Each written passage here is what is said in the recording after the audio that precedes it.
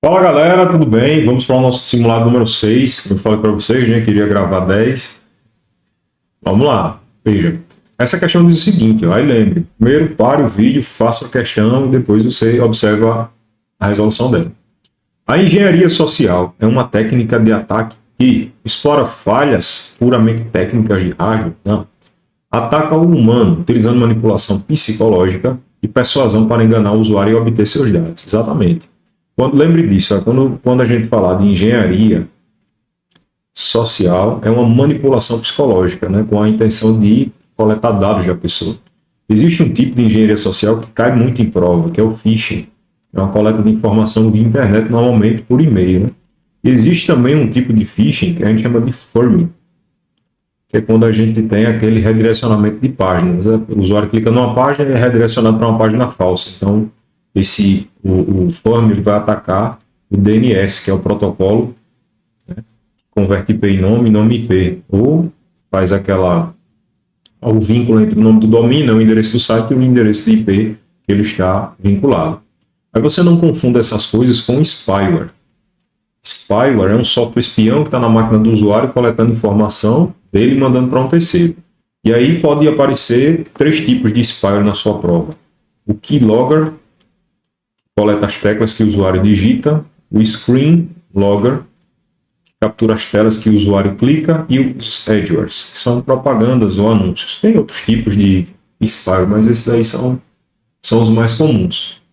Fechou? Então, gabarito letra B de bola. Próxima questão. O modo de navegação anônimo, privado, torna o usuário invisível para o provedor de internet. Negativo, não. Impede que o vírus sejam baixados? Não. Apenas não salva o histórico, os cookies e o cache no computador local, mas não garante o anonimato na rede. Isso, exatamente. Né?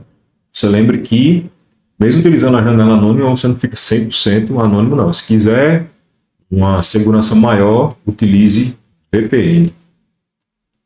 Vamos lá. Um usuário do Google Chrome deseja navegar na internet sem que suas atividades, como páginas visitadas e dados de formulário, sejam salvos no histórico do computador local.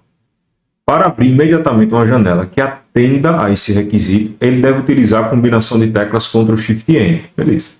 Assinale a alternativa que nomeia corretamente este modo e descreve uma de suas limitações. É o modo seguro? Não. É o offline? Não. É o modo anônimo, né? Que é o incógnito.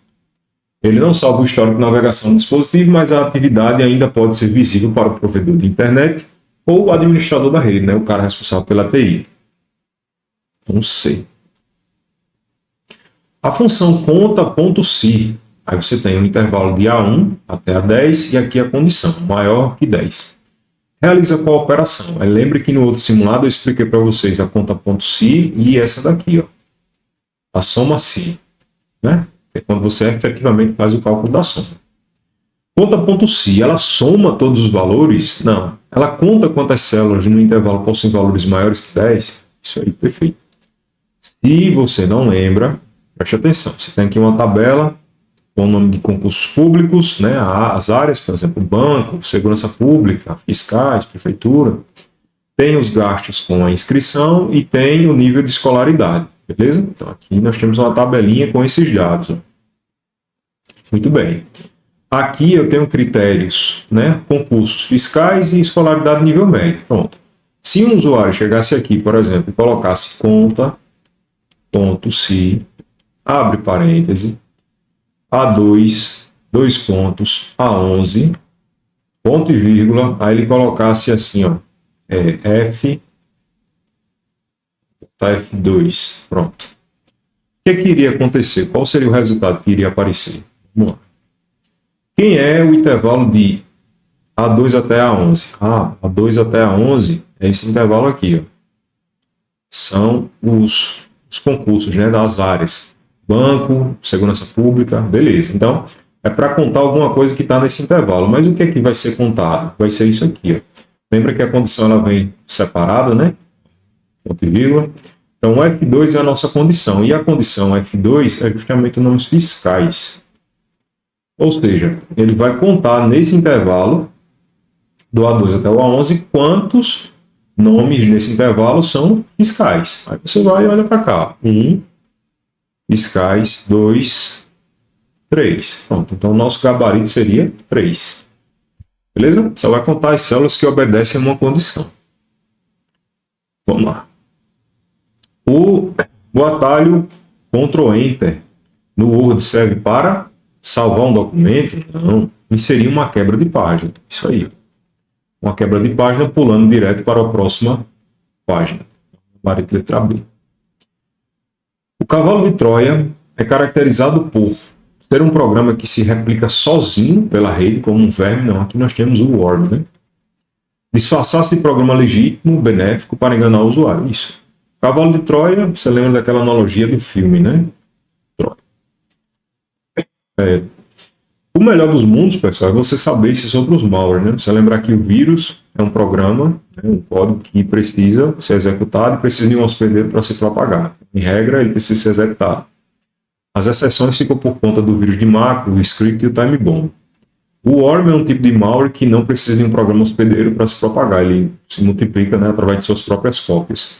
O bot possui características semelhantes ao worm, só que ele possui um mecanismo de controle remoto como um invasor, né? E ele pode originar uma rede chamada botnet, que é uma rede de computadores zumbis, e também pode originar um ataque chamado ataque DDoS, que é um ataque de um para muitos e de muitos para um, né? Nós temos também o ransomware, que é um tipo de malware que criptografa os dados, solicita o resgate, e esse resgate normalmente é em criptomoeda, né? Bitcoin, por exemplo. Tem dois tipos também de ransomware, que a gente chama de locker e cripto. O locker, ele criptografa basicamente todo o dispositivo, né? E o cripto só arquivos e pastas, né? Os dados.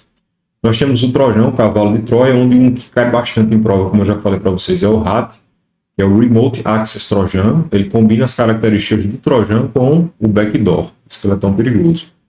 Nós temos também o Spyware, que é um programa espião, como eu já falei para vocês, e aqui nós temos aqueles três tipos, que é o Keylogger, o Screen Logger e os Edgers. Beleza? Então isso aqui já é o suficiente, mas em uma outra oportunidade eu recomendo você aprender tudo isso aí, ó, que tá na tela, né? Tira um print aí, salva e vai estudando isso devagarinho, né? Mas numa próxima oportunidade, se você for ter aula comigo, é importante que você aprenda tudo isso, tá? Todos esses itens aqui, porque você vai 100% para a prova, entendeu? Não deixa passar nada em branco.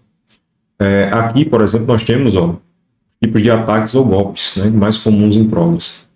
Engenharia social, phishing, form, spoofing, sniffer, stackware e assim sucessivamente. Beleza? Então, gradativamente a gente vai pegando jeito, vai aprendendo todas essas coisas. Fechou?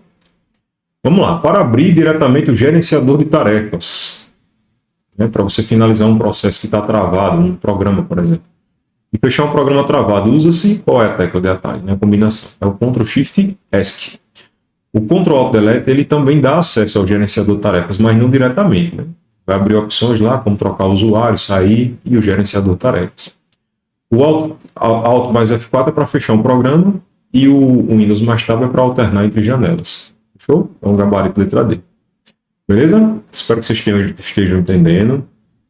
Perseverem, né? Perseverem que vai dar certo. Em nome de Jesus. Valeu?